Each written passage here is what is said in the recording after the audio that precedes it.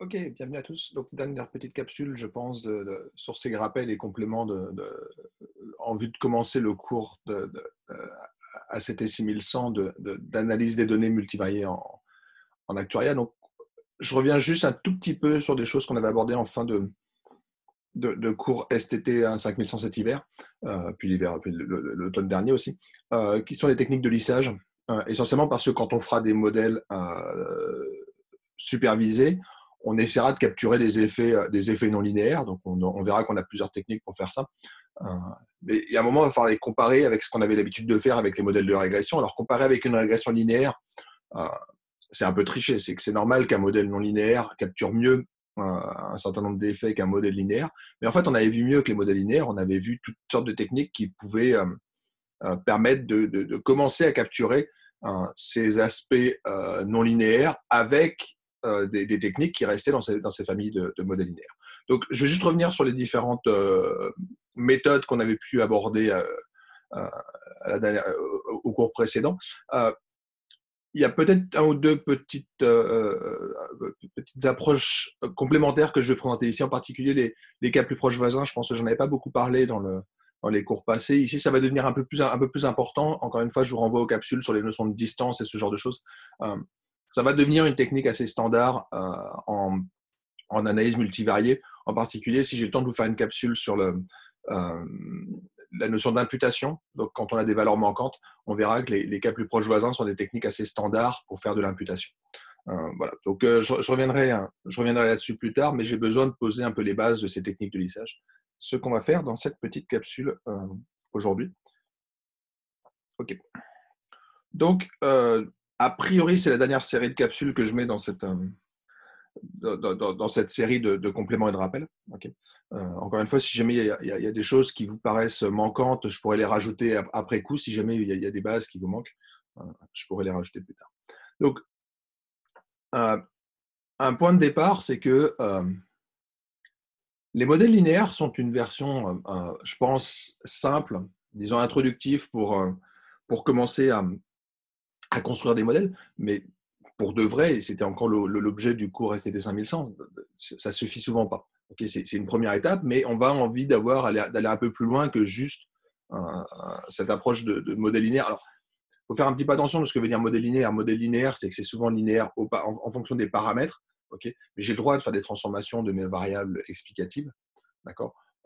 Donc, on avait quand même commencé à voir qu'on pouvait faire du non-linéaire, mais là, je reste sur l'idée de faire une droite de régression. La droite de régression est souvent trop simplificatrice et souvent cache des effets. C'est que ça ne permet pas de visualiser réellement ce qui s'est passé. Donc, je vous ai pris un petit exemple tout simple.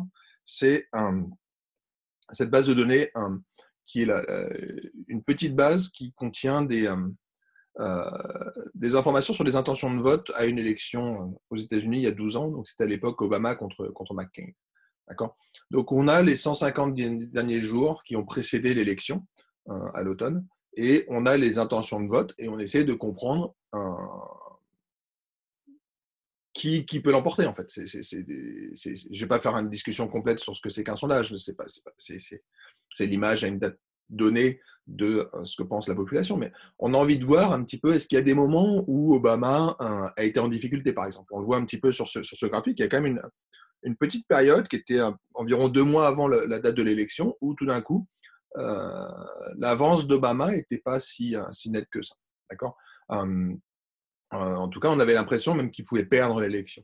D'accord. Donc, si je mets chez ma régression linéaire, on a l'impression qu'il n'a pas cessé d'augmenter. Voilà. Donc, alors, pardon, j'ai pas expliqué ce qu'était l'axe Y, mais l'axe Y, c'est le nombre de points d'avance qu'avait Obama par rapport à McCain dans les intentions de vote. Voilà. Donc, quand vous êtes à 5 points, ça veut dire que les intentions de vote pour Obama versus McCain, Obama était 5 points au-dessus de McCain dans les intentions de vote pour l'élection qui arriverait un certain nombre de jours plus tard. Okay, donc, je vais de moins 150 jusqu'à 0, qui est la date de l'élection. Okay, donc, on voit que ce modèle linéaire, en tout cas ce modèle de régression linéaire, il est sûrement trop simple. Okay, on a l'impression qu'on a quelque chose comme ça, et puis on peut se poser la question de est-ce que vraiment il a été en difficulté 2 mois avant, ou est-ce que c'est juste un artifice? Alors, d'ailleurs, se cachent des multitudes de sources. Okay, Donc, c'est pas une compagnie de sondage qui nous donne des sondages tous les jours, c'est vraiment différents sondages qui sont mis ensemble. Okay, donc, on peut vraiment se poser la question. Et alors, juste pour expliquer mon titre est quand même de dire, il y a quand même, on va quand même chercher dans les classes de modèles linéaires, de modèles continus. Pardon. Okay, donc, on a envie de casser la linéarité. Par contre, on veut quand même garder quelque chose qui soit a priori linéaire. Alors, dans le cas des élections, on pourrait se poser la question, est-ce que ce modèle linéaire, est-ce que cette continuité, pardon, euh, elle a du sens? C'est qu'on peut tout à fait imaginer un candidat qui s'effondre du jour au lendemain. Okay, ils font une intervention publique, c'est retransmis dans les médias, et en disant un truc complètement hallucinant, tout d'un coup, les intentions de vente chutent, et donc on peut avoir une discontinuité. Donc ça peut être un sujet intéressant, okay, d'aller chercher des discontinuités dans les modèles. Si jamais vous êtes intéressé, je rajoute maintenant dans le cours de STT 5100 une petite discussion sur l'analyse de discontinuité. Okay, les capsules seront bientôt en ligne. Mais pour l'instant, on veut déjà faire des modèles continus. Okay, donc on va rester dans ces classes de modèles continus. Okay, donc vous avez accès aux données. Donc si vous voulez jouer avec ces données, je vous donne l'adresse. Donc c'est dans un package DS Labs qui a cette base de sondage 2008. Et voilà, si vous voulez vous amuser avec cette base, allez-y, tentez plein de choses. Encore une fois, je vous mets tous les codes pour pouvoir jouer avec et tester tous les différents modèles. Donc, si on veut aller au-delà du modèle linéaire, alors il y a un premier modèle que j'avais, en tout cas c'est comme ça que je commençais l'introduction des modèles de lissage, c'est de dire ce qu'on essaie de quantifier, c'est une espérance. Okay, ce que j'essaye de mesurer ici, c'est l'espérance de Y étant le nombre de points d'avance de Obama contre McCain, conditionnellement à X étant ici le nombre de jours restants avant l'élection. Okay, donc je suis sur une approche encore une fois, moindre carré, ça revient à chercher une moyenne. Okay, la minimisation des sommes des carrés des erreurs, c'est fondamentalement un problème de moyenne. Donc on essaye d'approcher cette espérance conditionnelle. Et là, on pourrait se dire, bah, si le but est d'approcher une espérance conditionnelle, je reviens sur fondamentalement ce qu'est une espérance conditionnelle, c'est-à-dire, avec les mains, c'est de dire que je veux l'espérance de Y au voisinage de mon petit x. Donc quand je conditionne par le fait que x est égal à petit x, alors, je ne vais pas faire de la théorie de la mesure parce que ce n'est pas l'objet, puis ce n'est pas tout à fait ce dont on a besoin pour faire des modèles de régression, mais c'est je veux me placer localement au voisinage de petit x. Okay, donc, si je veux faire ça, bah, pourquoi ne pas se contenter de prendre les points qui sont au voisinage et se dire, mon conditionnement va avoir un impact en disant, bah, finalement, ma régression, je ne la fais que sur ces observations qui m'intéressent, et mon espérance, je l'approche en prenant une moyenne. Donc, c'est exactement ce qui est fait ici. Okay, ce que dit cette formule assez vilaine, c'est de dire qu'en fait, je fais une moyenne de Y. Donc, cette variable indicatrice qu'on revient juste à dire, je vais l'écrire avec un vrai crayon, c'est la somme de certains I, okay, un I appartenant à un certain ensemble, probablement qui va dépendre de petit x, de mes YI, tout simplement divisé par le nombre d'observations qui sont au voisinage de petit x. Okay, donc, c'est juste ça qu'on essaye de faire. Et mon petit x, comment je le définis? Je le définis via une partition. Okay, donc, exactement, donc la notion de régressogramme va vous faire penser à histogramme. Okay, et donc, c'est effectivement ce qu'on va essayer de faire. Donc, on va se donner une partition ici. Donc, ma partition, elle apparaît explicitement là. D'accord. Donc, je vais me demander, si jamais j'ai besoin de deviner quelle est l'intention de vote, en tout cas, quelle est l'avance qu'avait Obama en termes d'intention de vote par rapport à McCain pendant cette période-là, je me contente de prendre tous les points qui sont dans cet intervalle-là. Donc, je vais exclure les points à gauche, les points à droite. Je me contente de prendre tous ces petits points qui sont au centre et je calcule leur moyenne. Je calcule la moyenne et je tombe très exactement sur cette valeur ici.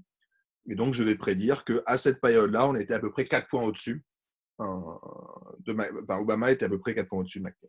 Okay, donc, c'est vraiment ce que nous raconte ce régressogramme. Je me contente de faire la moyenne sur un voisinage de mes valeurs, voisinage en termes de X, de la valeur que va prendre ma variable Y. Okay, donc, comment est-ce que je peux faire ça? En fait, je peux le faire directement avec la fonction ln, puisque c'est juste une régression. Okay, la seule chose, c'est que je vais couper la variable x en classe. Okay, donc, c'est ce qui se fait avec cette fonction cut. Donc, cut coupe le nombre de jours, en l'occurrence ici de 15 en 15. Donc, je coupe tous les 15 jours. Toutes les 2 semaines, je vais avoir un découpage. Et donc, je vais avoir par tranche de 2 semaines la valeur moyenne observée pendant cette période de 15 jours. Okay, donc, forcément, ça va induire des discontinuités. C'est que le jour où je change de semaine, tout d'un coup, enfin, de quinzaine en tout cas, je vais me baser sur la semaine. Je vais avoir la semaine les 15 jours juste avant, puis les 15 jours juste après. Okay, donc, on a cette discontinuité, okay, qui est pas forcément quelque chose qui va nous intéresser. Après, on va essayer de le lisser un petit peu parce que on le voit, cette discontinuité, elle est artificielle. C'est que je coupe parce que j'avais commencé très exactement à cette date et 15 jours après, je tombe sur celle-là. Donc, normalement, quand on veut faire une analyse de discontinuité, on se pose la question de à quelle date il y a ma discontinuité. Là, je le fais de manière très arbitraire. Donc, il n'y a pas de raison profonde d'avoir des ruptures tous les 15 jours, sauf si peut-être qu'il y a des meetings télévisés tous les 15 jours, précisément à la télévision. Et dans ces cas-là, tous les 15 jours, il peut y avoir des sauts. Okay, donc, ici, ce n'est pas le cas, en tout cas pas à ma connaissance. Et donc, on a ces courbes. Et ici, je vous ai fait des courbes avec des pas différents. Donc, ici, je suis sur des pas relativement grands. D'accord, alors qu'au contraire, à gauche, je suis sur des pas qui sont beaucoup plus petits. Donc ici, on voit arriver l'influence de ce qu'on va appeler la fenêtre, d'accord, qui est la taille de ce que j'appelle mon voisinage. Donc, est-ce que quand je vais approcher mon espérance par la moyenne sur un voisinage de petit x, est-ce que je le fais sur un voisinage qui est plus petit ou au contraire sur un voisinage qui est grand? D'accord. Donc, les deux ont leurs avantages, les deux ont aussi leurs inconvénients. Okay, je vous renvoie à toute la discussion dans le cours de STT 5100 autour de ça, puis je vais revenir techniquement sur certains points une fois qu'on aura formalisé plus précisément ce que c'est que ce pattern.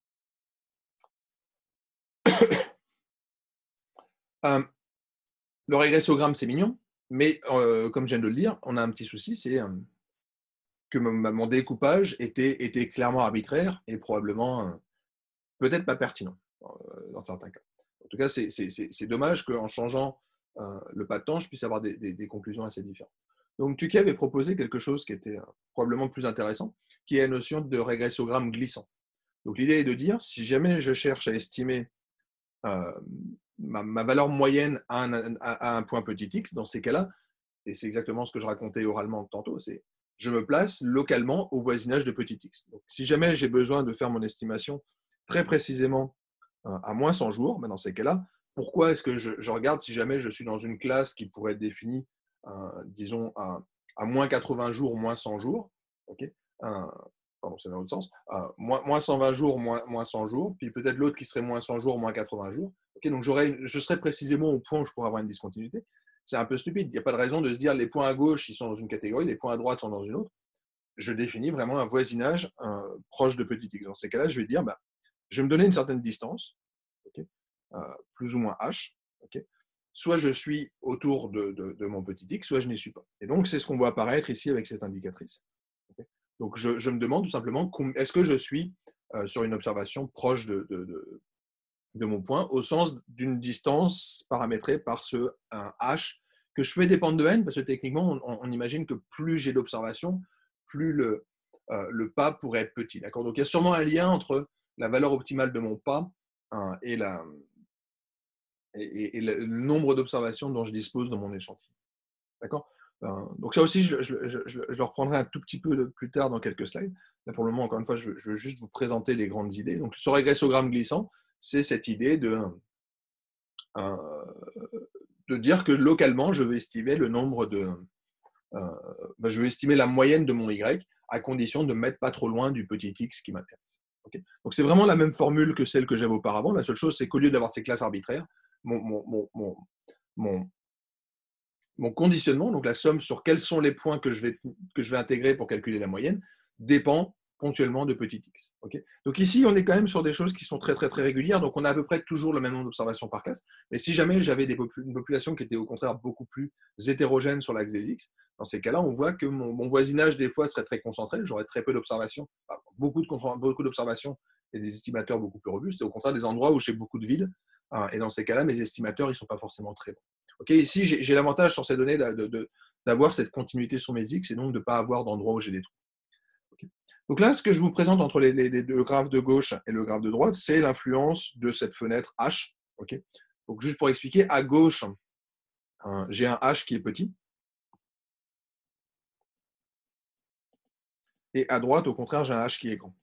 Okay, donc le H, c'est qu'est-ce que j'appelle mon voisinage. Donc H petit, ça veut dire quoi? Ça veut dire que je suis sur un voisinage très très petit. Quand je regarde l'intention de vote à 100 jours avant l'élection, je regarde à, je vous le fais un petit peu avec les mains, mais moins 102 jours, moins 98 jours. Okay, je me donne un intervalle de confiance de plus ou moins 2 jours. Pas un intervalle de confiance, un intervalle de calcul de plus ou moins 2 jours. Au contraire, quand je suis sur un H grand, je me prends peut-être plus ou moins 10 jours. D'accord. Donc ça veut dire quoi? Ça veut dire que quand je fais quelque chose de trop grand sur la durée, je rate peut-être des variations qui ont lieu sur un intervalle de temps très, très court. Et c'est ce qui se passe quand on regarde le moment où justement on a eu cette chute d'Obama, c'est que si jamais je calcule les moyennes sur plus ou moins 10 jours, vu que la chute elle a eu lieu à peu près sur une petite semaine, dans ces cas-là, elle est un peu cachée par les valeurs qui sont juste avant. Okay, donc ma moyenne, certes, elle baisse un petit peu, okay, mais pas suffisamment pour donner l'impression quand même que Obama était en difficulté. Okay, alors que quand vous faites une moyenne vraiment sur plus ou moins 2 jours, une chute d'une semaine, ça s'observe très clairement. D'accord. Donc, le choix de la fenêtre, il est important parce que, certes, ma courbe ici est beaucoup plus erratique. C'est qu'on a l'impression qu'on monte, on descend, monte, descend, monte, descend, monte, descend. Donc, on voit qu'on a l'impression que ça change tout le temps. On a l'impression qu'il y a une espèce de frénésie qui est un peu plus cachée sur l'évolution à droite. Mais au moins, ça me permet de montrer un effet qu'on n'observait pas avant, qui était il s'est quand même passé quelque chose 2 mois avant. D'accord. Donc, ouais, je ne suis pas politologue, je ne sais absolument pas ce qui s'était passé à cette élection. Il faudra aller creuser maintenant on commence à observer les choses. D'accord. On a en tout cas une chute de quand même 7 ou 8 points. Okay, ce qui pourrait sembler comme significatif. D'accord. Donc, on pourrait faire là aussi des tests de rajouter une variable indicatrice, un saut, des choses comme ça. Donc, c'est tout ce que raconte la théorie de la régression avec des discontinuités. Okay. On ne va pas faire ça dans cette capsule. Hein. Je suis là pour vous présenter essentiellement les principales méthodes de lissage. On a ici une technique qui nous permet de lisser, en tout cas, et de capturer des effets que je n'avais pas observés. C'est un modèle non paramétrique, d'accord. Donc, je ne me donne pas une forme en disant je vais aller chercher 2 morceaux de droite, par exemple, ce qu'on fera plus tard. Ici, je suis vraiment sur un modèle non paramétrique. Mais il y a un problème, c'est ce choix de ce qu'on appelle la fenêtre, donc ce paramètre H, qui, on voit, n'est pas neutre. D'accord. Donc, on peut choisir un H plus ou moins grand ou plus ou moins petit. Ça permettra de faire ressortir les choses. Dans un cas, on capture mieux des effets locaux qui ont lieu sur un temps très court, et dans l'autre cas, je suis au contraire sur des séries beaucoup plus lisses, ce qui peut visuellement être plus intéressant. Ok, donc cette histoire de... Alors, juste, pardon, je suis désolé, j'ai oublié de mentionner le code. Donc, la fonction qu'on va utiliser, ici, c'est un k-smooth. Donc, smooth veut dire lissage. Un k, c'est pour kernel. En fait, ce que je suis en train de vous présenter, c'est un cas particulier de ce qui va arriver dans le slide juste après, qui est l'approche par noyau. Okay, donc, j'ai déjà parlé de l'estimation à noyau pour estimer des densités. On peut l'appliquer aussi pour faire des estimations de régression. Donc, l'idée, c'est quoi? C'est de la même manière que pour les densités, quand on disait on va faire un histogramme glissant, okay, on se disait soit je suis dedans, soit je suis pas dedans, l'intervalle proche de petit x. Là, on va commencer à intégrer des poids en disant plus je suis proche de x, plus ça m'intéresse. Okay, donc, on va toujours garder cette idée d'amplitude du voisinage, mais c'est juste que quand on veut estimer à moins 100 jours, être situé la veille ou être situé une semaine avant, à partir du moment où j'avais pris un voisinage un petit peu grand, c'est pas la même chose. D'accord. J'ai envie de mettre plus de poids pour les valeurs qui sont proches et des poids plus faibles pour les valeurs qui sont plus loin. Donc, c'est exactement ce que va me faire le noyau. Okay, donc, l'idée du noyau, elle est ici. Hein. Donc, le noyau, c'est cette fonction K qui apparaît ici. Donc, je mets des poids qui vont permettre de tenir compte de ça. Et les poids, alors, je suis désolé, je ne veux pas m'amuser à faire des allers-retours dans mes slides. Dans la fonction d'avant, j'avais dû mettre des poids rectangulaires ou des poids uniformes, ce qui voulait dire que j'étais sur des poids constants. Donc, si jamais j'étais la veille ou une semaine avant, le poids était le même. Là, j'ai des poids qui sont différents. Donc, les fonctions de poids, généralement, elles vont être de la forme suivante. Donc, quand je me place précisément en petit x, dans ces cas-là, je suis plutôt sur des poids qui sont importants. Puis, plus je m'éloigne, plus les poids vont baisser. D'accord. Alors, ici, je vous ai fait des espèces de poids en forme de fonction de la place, ce qui est généralement pas utilisé en pratique. Les poids qu'on va utiliser classiquement, ça peut être des poids triangulaires, okay, en disant je vais décroître avec quelque chose qui va être de la forme valeur absolue de 1 moins x. Okay, donc, je vais m'éloigner. Plus je m'éloigne, plus en valeur absolue, plus le poids va être faible et proportionnel à ce poids. Okay, donc, ça, c'est des poids triangulaires. Les autres poids populaires, ça va être des poids qui sont des poids quadratiques. Donc, ça va être les noyaux de type Epanechnikov. Donc, Epanechnikov, c'est une parabole. Okay, et un autre poids qui peut être intéressant, parce qu'en fait, il peut être assez naturel pour n'importe quel statisticien, c'est mettre des poids gaussiens. Okay, et de dire, je vais avoir une décroissance en exponentielle de moins la différence avec x à la 2. Okay, donc, on a ces poids exponentiels qui peuvent être intéressants. Donc, ça va être, c'est pas des poids exponentiels, des poids qui vont décroître en fonction de la densité de loi normale, c'est-à-dire une exponentielle de moins le carré de la distance. Okay, donc, ça va être le poids gaussien. Donc, je ne sais plus quelle fonction de poids j'ai utilisé ici, mais en gros, c'est ça. C'est soit je suis triangulaire.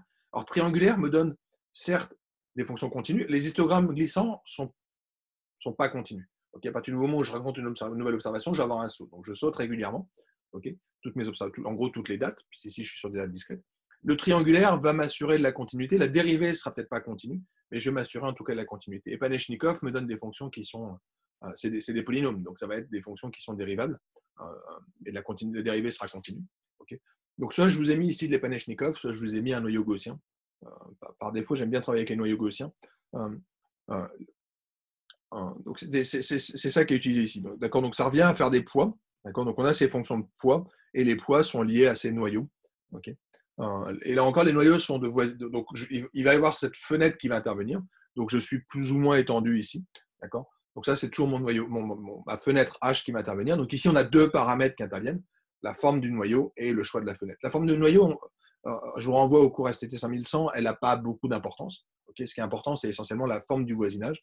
Donc, on a à peu près pour les mêmes paramètres qu'avant, un H qui est petit à gauche, un H qui est grand à droite, et on a exactement la même chose, sauf que là, on est beaucoup plus lisse qu'auparavant. Okay, mais je continue à observer, ça monte, ça descend sur le graphe de gauche, et quelque chose au contraire de beaucoup plus lisse à droite, mais il manque probablement des effets sur des périodes de court terme.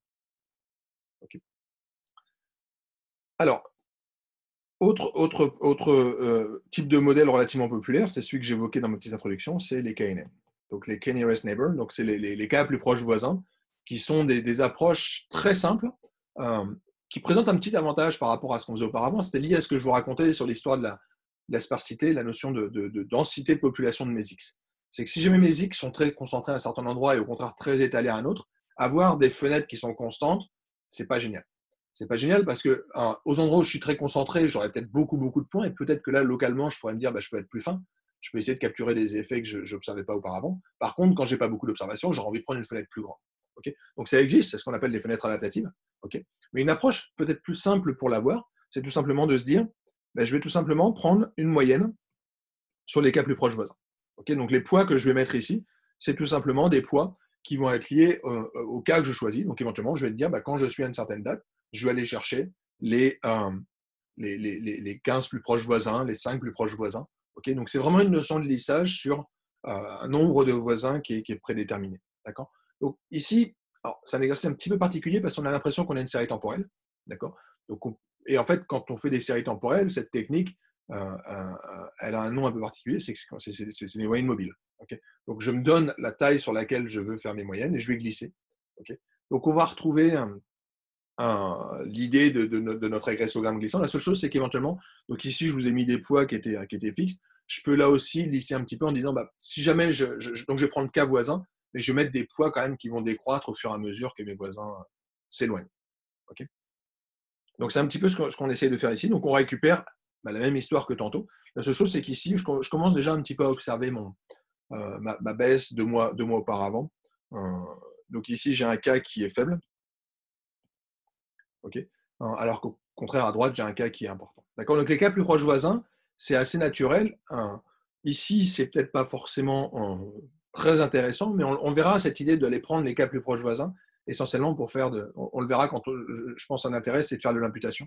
Quand on a des valeurs manquantes et qu'on essaie de deviner ce que ça pouvait être, on va aller voir des points qui ressemblent et attribuer tout simplement la moyenne empirique des voisins.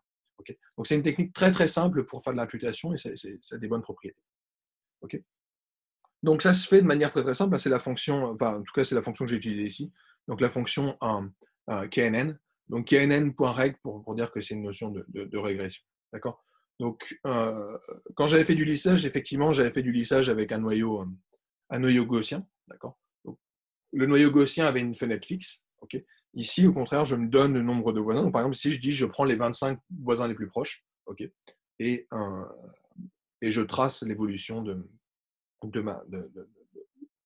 ma moyenne qui va évoluer en fonction de mon X. Okay. Pour conclure, donc, puisque je suis déjà quasiment sur la fin, je vais quand même évoquer 2 autres techniques qui sont relativement populaires. La première, c'est ce qu'on va appeler du LOS, qui consiste à faire des régressions locales. Donc on reste là encore sur des familles inspirées de ce qu'on faisait auparavant, c'est-à-dire je fais localement une estimation de la valeur de mon espérance, sauf que ce qu'on faisait jusqu'à présent, c'est-à-dire localement, je vais calculer une moyenne. Là, ce qu'on va dire, c'est que localement, je vais faire une régression. Okay, je vais faire une régression, je fais une prévision et je récupère cette valeur. Donc, c'est la première approche. La seconde, ce sera une approche qui est différente, qui consiste à dire, je vais me prendre une base de fonction sur la période qui m'intéresse et je vais régresser comme dans un modèle linéaire. La seule chose, c'est qu'au lieu de régresser sur la variable x, je vais avoir plusieurs petites fonctions, essentiellement pour capturer des morceaux enfin, des parties. Okay, donc la régression locale, c'est exactement ce qu'on faisait auparavant. J'ai les poids. La seule chose, c'est qu'au lieu de se dire je vais faire la moyenne je vais prendre la régression avec les poids, je vais tout simplement faire une régression. Donc minimiser la somme des carrés des erreurs, mais je vais avoir des poids qui vont être des poids locaux. D'accord? Donc c'est vraiment une régression standard, moindre carré. La seule chose, c'est que je mets plus de poids quand je suis sur un voisinage de petit x. Okay, dans ces cas-là, ponctuellement, je fais une régression qui devrait être bonne au voisinage de petit x parce que mes poids dépendent de petit x.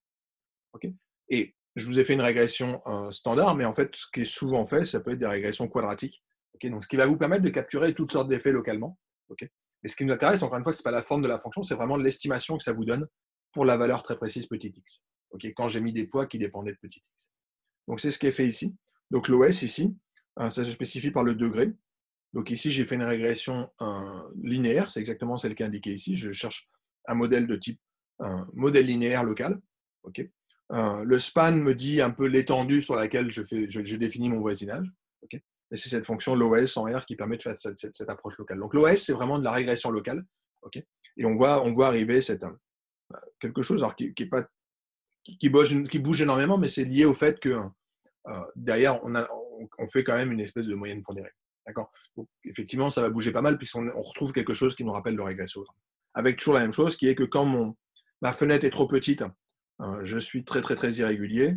Je suis beaucoup plus régulier sur la partie droite, mais je rate sûrement quelque chose. Okay, donc, c'est le trade-off classique entre la moyenne et le biais. Dans un cas, j'ai un bon estimateur, donc en moyenne, je suis beaucoup plus proche de la vraie valeur. Donc ici, j'ai un estimateur dont le biais est faible. Okay, par contre, ma variance, elle est importante. La variance, ça veut dire que je suis très volatile. Au contraire, à droite, j'ai un estimateur qui est sûrement assez loin de la réalité. Donc la réalité était plutôt par ici. Okay, donc ici, je suis sûrement plus fortement biaisé. Par contre, j'ai beaucoup moins de variance. Okay, donc dans un cas, j'ai de la variance mais peu de biais. Dans l'autre cas, j'ai du biais mais peu de variance. Et donc, on a envie de trouver la bonne valeur. Donc ça, on en parlera un petit peu. En particulier, donc je vous ai déjà parlé un petit peu de validation croisée. Donc la validation croisée peut être une technique pour trouver la valeur optimale de notre fenêtre.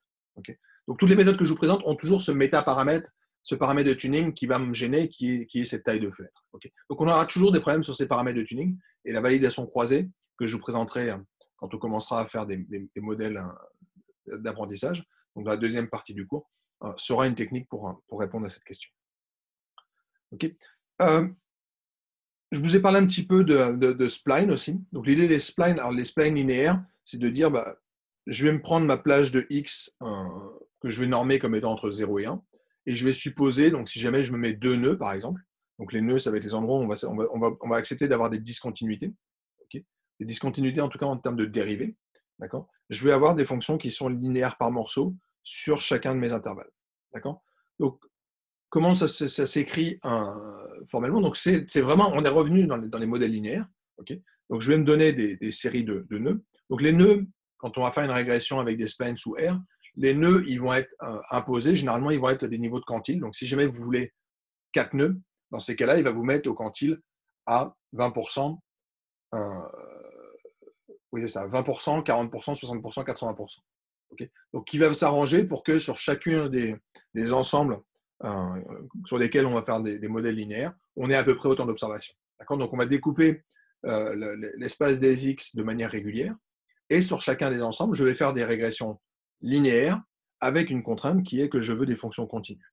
Donc, je vais m'assurer un raccord, et comment je l'obtiens? Tout simplement en ayant ces fonctions un petit peu particulières qui sont tout simplement les fonctions positives.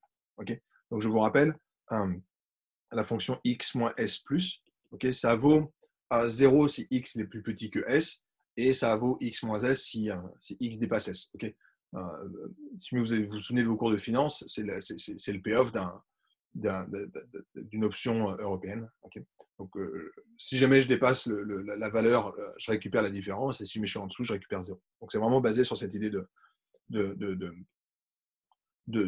fonction positive de x moins s. Okay. Et l'avantage quand je fais ça, c'est que tout d'un coup, j'ai le modèle qui est très exactement celui-là. Donc au début, je fais quelque chose de linéaire, je monte. Okay, puis normalement, je devrais continuer. La seule chose, c'est que dès que je rencontre mon nœud S, dans ces cas-là, je vais rajouter un petit quelque chose. Donc ici, j'ai une pente qui était de la forme bêta 0. Okay. Dès que j'arrive ici, je vais avoir une pente en bêta 1. Bêta 1, ça va être très exactement la différence qui se trouve là. Donc si jamais j'ai un bêta 1 qui est négatif, dans ces cas-là, il me dit la pente qui montait, je vais la faire baisser un tout petit peu. Okay, puis je vais continuer sur cette nouvelle pente qui sera bêta 0 plus bêta 1. Okay. Et puis dès que j'arrive au nouveau nœud, je vais encore baisser et je vais arriver sur autre chose. Donc c'est très exactement ce qui est fait ici. Donc je ne sais plus trop où sont mes ruptures, mais on doit avoir une rupture par ici. Je pense qu'il doit y en avoir une par là. Okay. Donc on a ici des modèles qui sont linéaires par morceau, okay, mais qui sont en plus continus. D'accord. Donc c'est très exactement ce qui est écrit ici. Alors comment ça se fait sous R? On a une fonction qui est dans le package spline, qui est la fonction BS. Puisque techniquement, ce qu'on fait, ce sont des B-splines. Ici, je lui dis, donc, mes degrés, ça veut dire que je veux des modèles linéaires par morceau. Okay, et les DF, c'est les degrés de liberté. Donc, ça veut dire, en gros, combien de nœuds est-ce que je suis prêt à mettre. Okay, donc, 10, c'est plutôt, je pense, ce qu'on observe à droite. Okay, où je dois avoir des choses qui sont beaucoup plus courtes. Donc, je suis vraiment sur des choses beaucoup plus locales. Okay, donc, je mets des fonctions qui sont linéaires par morceau et continues, ce qu'on peut capturer automatiquement avec ça. D'accord. Donc, je capture là encore ma notion de voisinage avec ces notions de nœuds dans mon modèle de spline. Okay. Et là, je peux le faire avec des splines qui sont quadratiques. Okay. Donc, pour du quadratique, c'est à peu près la même chose, sauf que au lieu de prendre la partie positive de x moins s, je prends la partie positive de x moins s au carré. Okay. Donc, sur mon petit dessin, comment ça se passe? Je commence par un modèle quadratique, donc j'ai une belle parabole qui devrait se poursuivre par ici. Sauf que dès que je rencontre mon nœud, dans ces cas-là, je rajoute un petit coefficient, donc je change en rajoutant un morceau de parabole, qui va être tout simplement x moins s à la 2, multiplié par un certain coefficient. Donc en fait, je vais varier un petit peu ici. Donc en l'occurrence, ma pente change un petit peu. Okay. Donc j'augmente moins que ce que j'augmentais auparavant. D'accord. Et ça me permet d'avoir des fonctions beaucoup plus lisses. Okay. Donc ici, avec une fenêtre, alors j'aurais pu l'arrêter là, pardon, c'est pas une fenêtre, c'est le nombre de nœuds qui sont relativement importants. Okay. Donc la taille des intervalles sur lesquels je fais des ajustements sont beaucoup plus petits. Okay. Donc comment je le fais? Je le fais tout simplement en spécifiant les degrés. Okay. Je donne les degrés de liberté pour donner le nombre de nœuds que je veux. Et autre chose, je peux récupérer des intervalles de confiance. J'en ai pas encore parlé pour l'instant, mais toutes les techniques que je vous présente, on est capable de calculer des intervalles de confiance. Okay. Donc, c'est des outils qui sont relativement intéressants. Okay, et ça, on va pouvoir les challenger avec d'autres modèles. Donc, l'idée, ça va être de reprendre tous ces modèles et de les comparer avec les modèles que je vous présenterai dans les modèles d'apprentissage supervisé, okay, où on pourra tenter de faire des random forests, on pourra tenter de faire des arbres, on pourra tenter de faire toutes sortes de modèles pour essayer d'améliorer la prévision. Donc, idéalement, ce qu'on pourrait faire, c'est de se dire, je vais couper les données, je vais m'enlever les données de la fin et on va essayer de construire des modèles pour voir quel est le modèle qui prédisait le mieux ce qui a été finalement observé en vrai sur les données. D'accord. Donc, on pourra challenger nos modèles. Le modèle de régression linéaire standard, il n'est pas très bon, mais les modèles que je viens de vous présenter sont potentiellement, je pense, des bons candidats pour pouvoir faire des prévisions par la suite. Okay. Alors, avec des difficultés qui leur sont propres, c'est que mais quand j'avais mes noyaux ici, je me suis arrêté, je ne sais pas trop comment le poursuivre. D'accord. Donc, il y aura dans le cas des séries temporelles, en tout cas, on a sûrement des choses un petit peu compliquées. Si jamais j'avais pris des points au hasard et que j'essayais d'extrapoler, ça serait peut-être plus simple. Okay. Sur l'aspect séries temporelles, on voit apparaître quelque chose qui fait que les séries temporelles sont toujours mis un petit peu à part dans les cours et dans les livres. Okay. Même dans le cours, si je vous renvoie à la première capsule où je vous présentais le cours, la série temporelle était évoquée à la toute fin, parce qu'effectivement, c'est aller un peu plus loin parce que c'est un peu plus compliqué. D'accord. Donc, je reviendrai probablement là-dessus, si on a le temps, pour appliquer les techniques qu'on aura vues, pour voir si jamais je peux les appliquer sur ce type de problème. OK. Je vais arrêter là pour cette capsule et, sauf erreur de ma part, on a fait le tour des rappels. Okay. Donc, à partir des prochaines capsules, on va attaquer vraiment des choses nouvelles avec une grosse série de capsules, donc plusieurs temps qui vont être passés sur les principales techniques d'apprentissage non supervisé avec l'ACP sur des données continues, la version sur des données discrétisées, puis la notion de cluster. Donc, on aura ces 3 gros chapitres qui vont arriver juste après celle-là. Voilà. Donc, j'espère que les compléments vous auront permis de poser toutes les bases. Okay. Encore une fois, si jamais il y a des choses pas claires, retravaillez-le. Vous avez toutes les références, tous les livres qui vous permettront d'aller plus loin ou d'approfondir certains points. Si jamais vous avez des questions, vous avez le forum Teams qui est ouvert. Voilà, n'hésitez pas. L'idée, c'est que les bases soient solides. Et une fois que les bases sont solides, on va pouvoir s'amuser en utilisant ces techniques et vraiment faire de l'application dans le sens où vous maîtrisez un peu la théorie. On va pouvoir appliquer cette théorie sur des problèmes réels et voir ce qu'on peut en faire. Ok. Donc j'arrête là et n'hésitez pas à commenter dans le forum si jamais vous avez des questions, si certains points ne sont pas clairs. À bientôt.